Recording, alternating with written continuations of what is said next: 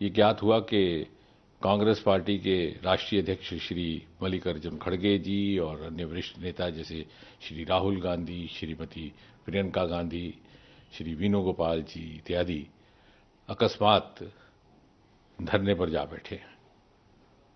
और ये भी बताया गया कि वो स्थान धरने के लिए बहुत ज़्यादा अनुकूल नहीं है, उससे बहुत ज़्यादा असुविधा हो रही है जनसाधारण को। तो इन नेताओं की वरिष्ठता को देखते हुए सरकार की ओर से ये फैसला हुआ कि मैं स्वयं और मेरे संग केंद्रीय गृह सचिव मौके पर जाकर के इन वरिष्ठ नेताओं से मिले और हम ये सोच करके गए थे हम बड़ी विनम्रता से अपनी बात रखेंगे, तर्क रखेंगे कि सरकार से अगर चर्चा कर ली जाए बैठ करके तो ज़्यादा बेहतर है। बहरहाल वहाँ पहुँचने पर हमें श्री राहुल गांधी जी ने ये आग्रह किया कि यदि सरकार संसद में चर्चा के लिए तैयार हो जाती है नीट और उसके साथ संबंधित शिक्षा संबंधित विषयों को लेकर के, तो वो तुरंत अपना धरना समाप्त कर देंगे। मैंने ये बात उनसे एक मर्तबा नहीं 2-3 बार पूछी। उसके उपरांत मेरे हमरा केंद्रीय गृह सचिव थे, उन्होंने भी पूछा कि will you immediately and this धरना इफ यू गेट एश्योरेंस। बोले हाँ। फिर हमने थोड़ी सी मुशक्कत की, एक्सरसाइज की, सरकार के शीर्ष नेतृत्व से चर्चा हुई और हमें ये कहा गया कि आप सरकार की ओर से उनको आश्वासन दीजिए कि सरकार को कोई आपत्ति नहीं है, सरकार तैयार है संसद में चर्चा करने के लिए, नीट को लेकर के भी, उसके साथ संबंधित विषयों को लेकर के भी, जो आंदोलन है उसको लेकर के भी। हमने जब ये बात वहीं पर राहुल गांधी जी के आगे दोबारा रखी तो बोले कि साहब मुझे तो शिक्षा मंत्री का इस्तीफा भी चाहिए।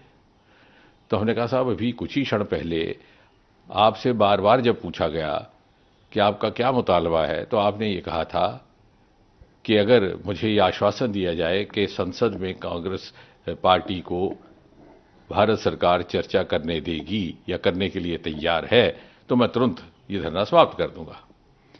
लेकिन अब आप अपनी बात से हट रहे हैं। तो बोले साहब ये तो मेरी मर्जी है, मेरी मांगें बदल चुकी हैं। हमने कहा sir this is not fair, you are changing the goal post. बोले दिस इज माई विश। तो फिर हमने उनको विनम्रता से समझाने का प्रयास किया कि आप जैसे वरिष्ठ नेता को, जो नेता प्रतिपक्ष भी हैं, एलओपी भी हैं, ये शोभा नहीं देता कि कुछ ही क्षणों में आप अपनी बात से मुकर जाए। जब सरकार ये कह रही है कि संसद में चर्चा के लिए तैयार है, ना केवल इस विषय को लेकर बल्कि इस विषय के साथ संबंधित अन्य सभी विषयों को विस्तृत चर्चा के लिए तैयार है, तो बोले साहब नहीं, हम तो यहीं बैठेंगे, आप हमें उठा लीजिए। बोले साहब मैं तो आपसे चर्चा करने आया था बड़ी विनम्रता से, आपको उठाने का तो हमारा इरादा नहीं था, मैं तो सिर्फ आपसे ये अनुरोध करने आया था। लेकिन ऐसा लग रहा है कि आप उस मूड में ही नहीं हैं कि आप कुछ वाया मीडिया या रास्ता निकाला जा सके। तो बोले आप जो मर्जी इसका निष्कर्ष निकालिए, मैं तो वही करूंगा जो मेरी मर्जी है। फिर गृह सचिव जी ने भी एक बात रखी कि साहब अगर आपको बैठना ही है धरने पर तो कम से कम इस जगह ना बैठिए, ये इससे बहुत असुविधा हो रही है जनसाधारण को। तो बोले ये भी मेरी मर्जी है। तो मुझे बड़े अफसोस के साथ कहना पड़ता है, ये बड़ा ही दुर्भाग्यपूर्ण है कि एलओपी का इस प्रकार का व्यवहार रहे कि वो अपने पक्ष को इतनी जल्दी बदलते हैं।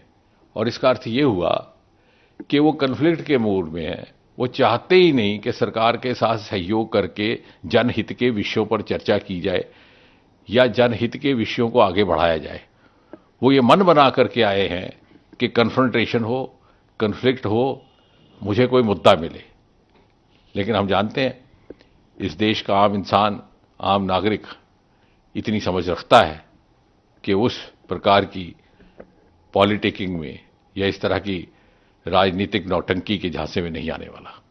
और जहां तक सरकार का ताल्लुक है, आपको स्मरण होगा आज प्रातः ही प्रधानमंत्री जी ने बहुत स्पष्ट कहा है कि नीट और पेपर लीक इत्यादि विषयों को लेकर के जो लोग भी जिम्मेवार हैं उनके खिलाफ कड़ी से कड़ी कार्रवाई की जाएगी, की भी जा रही है। बहुत सारे लोग हिरासत में भी लिए गए हैं। ये एक ऐसा विषय है जिससे लगभग देश का हर प्रदेश मुतासिर हुआ है, प्रभावित हुआ है, और हम अपने बच्चों के साथ अन्याय नहीं होने देंगे, ना ही बर्दाश्त करेंगे। उसके बावजूद भी यदि विपक्ष और नेता प्रतिपक्ष सहयोग करने को तैयार नहीं है, तो मुझे विश्वास है देश की जनता देख रही है, जिम्मेवारी उनकी रहेगी।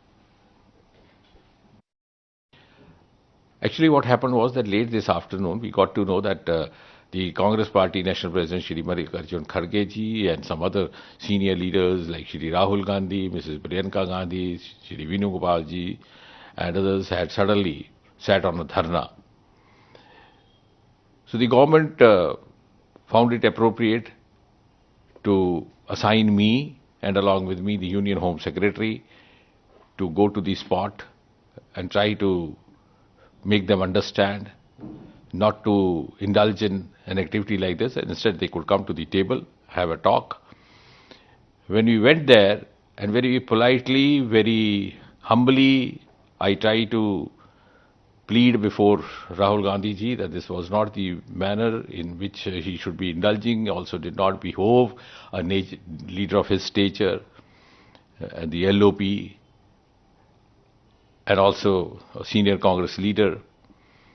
He said yes, he was ready to lift this dharna, to suspend this dharna, provided he was given an assurance that government was ready for a discussion in the parliament on the issue of NEET exam, the paper leakage, etc., all those issues related to this. So I told him, I said, okay, very humbly and very honestly, I told him, just give me some time. I'll have to do a small exercise for this. So I got in touch with the top leadership of the government, and then I was conveyed that on behalf of the government, I could assure Rahul Gandhi ji that government is ready to have a detailed discussion on NEET related agitation, protest, also on all the other issues related to NEET. When I went back to Rahul ji with this message, he said, no, but I also want the resignation of the education minister. Then I politely tried to submit before him. I said, look here, this is not done. Now, this is not a gentlemanly behavior, because just a few minutes back you told me that if I got the assurance from the government that they were ready for a debate in parliament on the NEET and the education related issues, you would call off your dharna immediately. But now you're saying no. No, he said, no, it's my wish. My demands have changed now. Then I told him, I said, this doesn't behove an LOP to change stance and change goalposts that frequently and just within a couple of minutes. He said, no, that's my wish. That might have been my demand till a few minutes ago, but my demands have now changed. I have now two demands.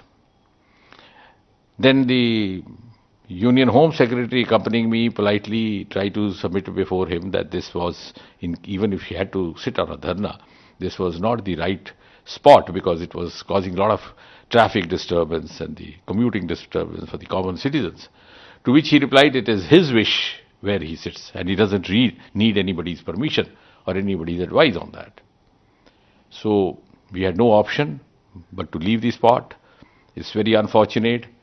The leader of such stature, the LOP, has conducted himself like this, and I politely told him that means you are not in a mood to find a way out. You have made up your mind to have a confrontation. So be that as it, can't help it. And it's so unfortunate to come across something like this, particularly so when this morning itself Prime Minister Modi ji gave out a very candid assurance to the countrymen that nobody responsible for the paper leakage episodes will go scot-free. Not only that, he went on to say that the severest punishment would be accorded to the persons who are found involved in this. And he also said that we cannot compromise the future of our children at any cost, and we will not let that happen. And he also mentioned that this is a malaise which has now virtually affected not only the central government or or some of these states, is virtually affected almost every state and union territory of this country. And there is a nexus, a crime nexus operating, and we will not spare them. We will bring them to book. And within a few hours of the assurance of the Prime Minister of India, the LOP, instead of responding in the right vein and putting across his hand of cooperation, has tried to be, or has decided to be, confrontationist. I think there can be nothing more unfortunate for a democracy. ABP माझा, उघडा डोळे, बघा NEET.